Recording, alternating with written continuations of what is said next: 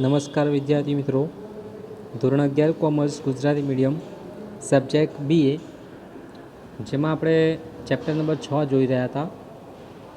અગાઉના લેક્ચરમાં સહકારી મંડળીની મર્યાદાઓ જોઈ ગયા હતા લેક્ચર નંબર 3ની અંદર.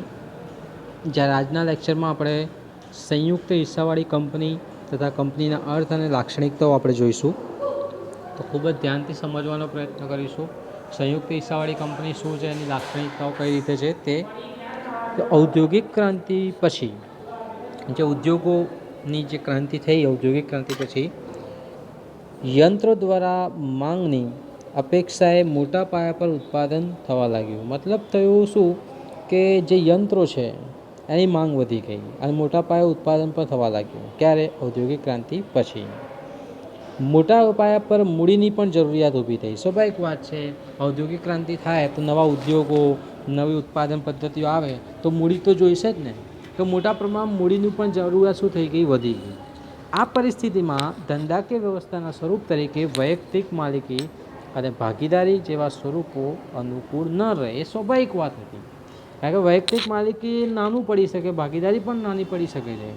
વૈયક્તિક માલિકી અને ભાગીદારી પેઢીની મુખ્ય મર્યાદાઓ કે તેમની અમર્યાદિત જવાબદારી, તે ઉપરાંત મૂડી પણ એમની કેવી હતી? ઓછી હતી. વૈયક્તિક માલિકી આપણે જોઈ ગયા હતા અગાઉના ચેપ્ટરની અંદર કે એમાં અમર્યાદિત જવાબદારી હોય છે, એની પાસે રૂપિયા પણ ઓછા હોય છે, મૂડી ઓછી હોય છે, એનું આયુષ્ય પણ ટૂંકું હોય છે.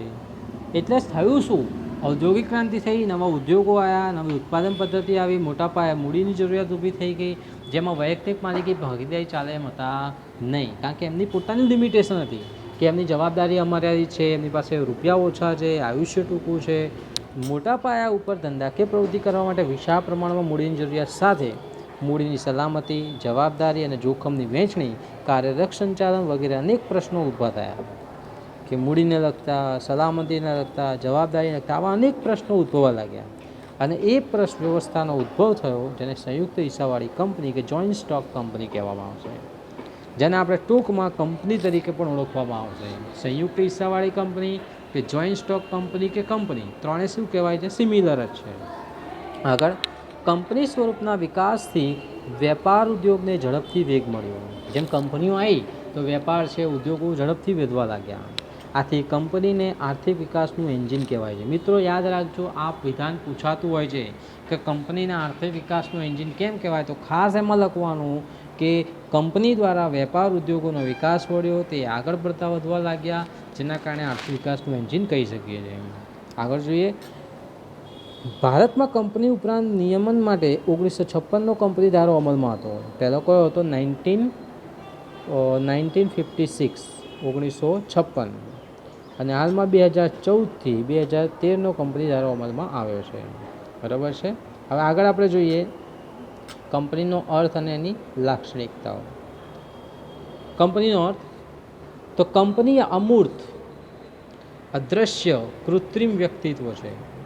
કૃત્રિમ એટલે મનુષ્ય દ્વારા સર્જન પામે છે, એના દ્વારા બનાવવામાં આવે છે, કે જે કાયદાની દ્રષ્ટિએ અસ્તિત્વ ધરાવે છે. તેની મુખ્ય વિશેષતા તેનું કાયમી અસ્તિત્વ અને કાયદેસરનું વ્યક્તિત્વ છે. એનું અસ્તિત્વ કાયમ છે, કાયદેસરનું છે. વ્યાખ્યા જોઈએ આગળ. કંપની એટલે આ કંપની ધારા હેઠળ કે અગાઉના કોઈપણ કાયદા હેઠળ સ્થાપવામાં આવેલ કંપની. આ એટલે 2013 અને અગાઉના એટલે 1956 અથવા એના પહેલાંના પણ કોઈ કાયદા હોય તો આ કાયદા હેઠળ કે અગાઉના કાયદા હેઠળ સ્થાપવામાં આવેલી એક અમે કંપની કહેવાય. કંપની એ કાયદેસરનું સર્જન છે તે બાબત વ્યાખ્યા દર્શાવતી હોય છે. લાક્ષણિકતા જોઈએ તો પહેલું શું આપ્યું છે? કાયદેસરનું વ્યક્તિત્વ. પ્રશ્ન, તેનું કાયદેસરનું વ્યક્તિત્વ કેમ? કારણ કે એનું રજિસ્ટ્રેશન કરાવવામાં આવે છે, કૃત્રિમ વ્યક્તિત્વ પ્રાપ્ત થયેલું છે. કંપની ધારા અનુસાર કંપનીની નોંધણી થતાં તેને અલગ કાનૂની વ્યક્તિત્વ પ્રાપ્ત થાય છે. એની જેવી નોંધણી થાય તો અલગ કાયમી અસ્તિત્વ મળતું હોય છે. કાયદો કંપનીને તેના શેર હોલ્ડરથી જુદો એક સ્વતંત્ર કૃત્રિમ વ્યક્તિત્વ છે. એટલે શેર હોલ્ડરની જેમ જ એક અલગથી અસ્તિત્વ પ્રાપ્ત થતું હોય છે. કંપની પોતાના નામે ધંધાકીય પ્રવૃત્તિ કરી શકે છે, અદાલતમાં દાવો માંડી શકે છે, કરાર કરી શકે છે, તેમજ કંપની સામે પણ અદાલતમાં દાવો માંડી શકાય છે. કંપની લોકો ઉપર દાવો કરી શકે છે, એમ લોકો પણ કંપનીની વિરુદ્ધમાં શું કરી શકે? ક્લેમ કરી શકે છે, દાવો કરી શકતા હોય છે. બરાબર છે. એના પછી આગળ જોઈએ, બીજું લક્ષણ શું આપ્યું? કાયમી અસ્તિત્વ. કાયમી અસ્તિત્વ કેમ? કારણ કે કંપનીમાંથી કોઈ વ્યક્તિ મૃત્યુ પામે, અસ્થિર મગજનો થાય, નાદાર થાય, પણ કંપનીના અસ્તિત્વને કોઈ અસર થવાની છે નહીં. જોઈએ કે કંપની કાયદા દ્વારા અલગ વ્યક્તિત્વ અને અસ્તિત્વ પ્રાપ્ત કરેલ છે. કંપની તેના સભ્યો કરતાં અલગ અસ્તિત્વ પ્રાપ્ત થયું હોવાથી કોઈ સભ્ય મૃત્યુ થાય, કોઈ નાદાર થાય કે અસ્થિર મગજનો થાય, કંપનીના અસ્તિત્વને કોઈ અસર થતી નથી.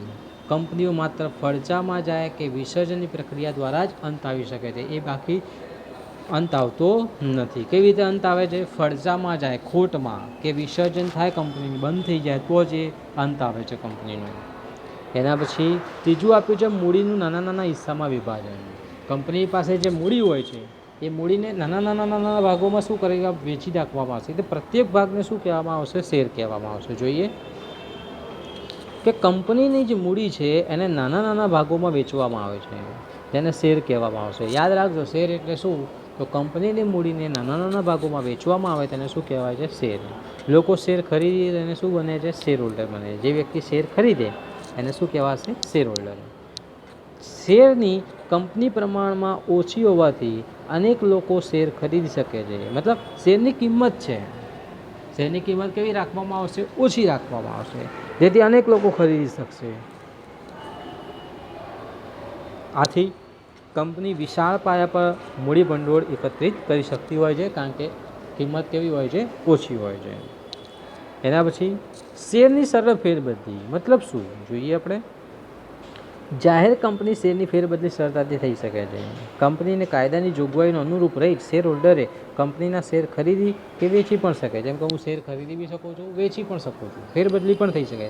એ કંપનીનું મહત્ત્વનું લક્ષણ છે. શું? તો ફેરબદલી કરવી. બીજાના નામે પણ કરી શકો છો, એ પણ એક લાક્ષણિકતા કહેવાતી હોય છે. પાંચમો ટોપિક આપ્યો છે સામાન્ય મહોર. સામાન્ય મહોર એટલે કંપનીનો સિક્કો, જે આઈડેન્ટિટી કહેવાય. આજે તમે કંપનીના કોઈ પણ ડોક્યુમેન્ટ જુઓ, કોઈ પણ દસ્તાવેજો જુઓ કે જેની ઉપર સામાન્ય મહોર લગાવવામાં આવશે. જોઈએ, કંપની એ કાયદા દ્વારા કૃત્રિમ વ્યક્તિત્વ ધરાવે છે. કંપનીનું અસ્તિત્વ સામાન્ય મહોર દ્વારા વ્યક્ત થાય છે. એના પર સિક્કો લગાવવામાં આવશે. કંપનીના બધા મહત્ત્વના દસ્તાવેજો, કરારો, પ્રમાણપત્રો અને રોજબરોજના વ્યવહારોમાં કંપનીની સંમતિ દર્શાવવા માટે સામાન્ય મહોર લગાવવામાં આવશે. આજે કોઈ બી કંપનીનો દસ્તાવેજ કરવાનો હોય, કોઈ પણ વહીવટી કામ કરવાનો હોય, એનો દસ્તાવેજ તો લગાવવો પડતો હોય છે. છઠ્ઠું આપ્યું છે સંચાલન. તો કંપનીનું સંચાલન શું કરવામાં આવશે? શેર હોલ્ડરો કે ચૂંટી કાઢેલા પ્રતિનિધિ દ્વારા થાય છે. શેર હોલ્ડરો જે હોય છે એમને, જેને કોઈ વ્યક્તિને પ્રતિનિધિ તરીકે ચૂંટ્યો હોય, એના દ્વારા સંચાલન થાય છે. તો ડિરેક્ટરો કે સંચાલકો તરીકે ઓળખાતા હોય છે.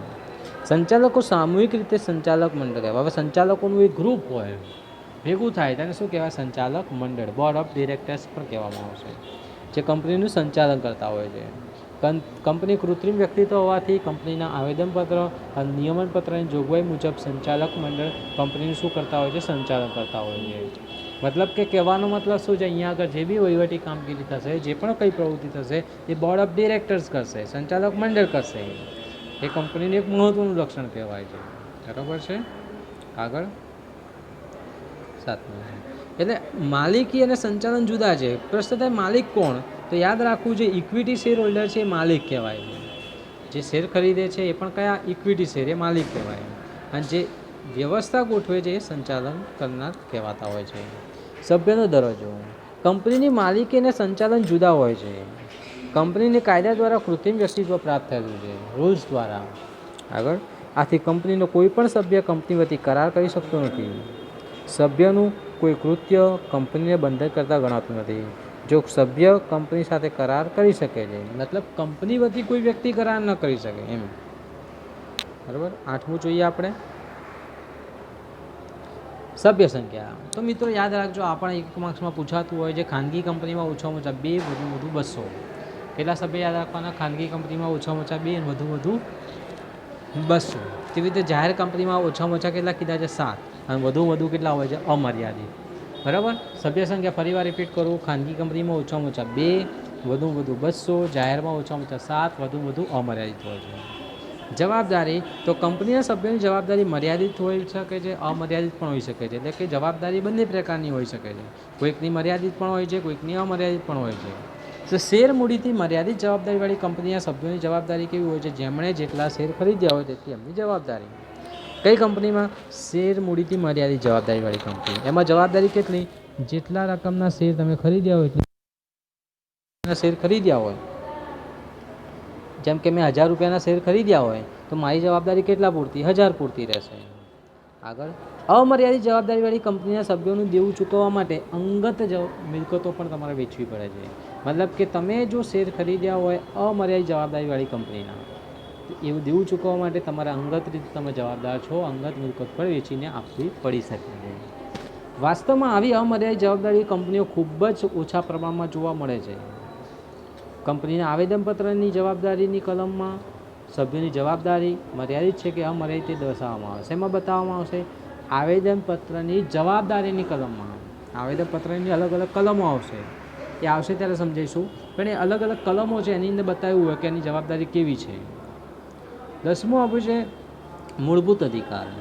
કંપનીને કાયદા દ્વારા કાનૂની અલગ અસ્તિત્વ પ્રાપ્ત થયું છે, પરંતુ તે દેશની નાગરિક ગણાતી નથી. એ કંઈ ઇલેક્શનમાં ન જઈ શકે, ભલે અલગ વ્યક્તિત્વ મળ્યું છે, કૃત્રિમ વ્યક્તિત્વ મળ્યું છે, પરંતુ એ દેશની નાગરિક ગણાતી નથી. આથી કંપનીને દેશના નાગરિકને મળતા મૂળભૂત અધિકારો મળી શકતા નથી. 11મું આપ્યું છે શેરદીઠ મતાધિકાર. મતલબ કે કંપનીના સભ્યોમાં જેટલા શેર તમે ખરીદ્યા હોય જેટલા શેર ખરીદ્યા હોય તેટલા તમે મત આપી શકો છો. બરાબર, એટલે કે સભ્ય માટે જેટલા શેરને મહત્ત્વ આપે છે, સભ્યને મહત્ત્વ આપવામાં આવતું નથી. તો મિત્રો, અહીંયા આગળ આ પ્રશ્ન પૂરો થઈ રહ્યો છે, કંપનીનો અર્થ અને તેની લાક્ષણિકતાઓ. આશા રાખું છું તમને બધું ખ્યાલ આવી ગયું હશે. તો એને આપણે પીડીએફમાંથી લખી લઈશું સારા અક્ષરે, અને વિડીયો વારંવાર પુનરાવર્તિત કરીશું જેથી વધુ ખ્યાલ આવશે. Thank you very much.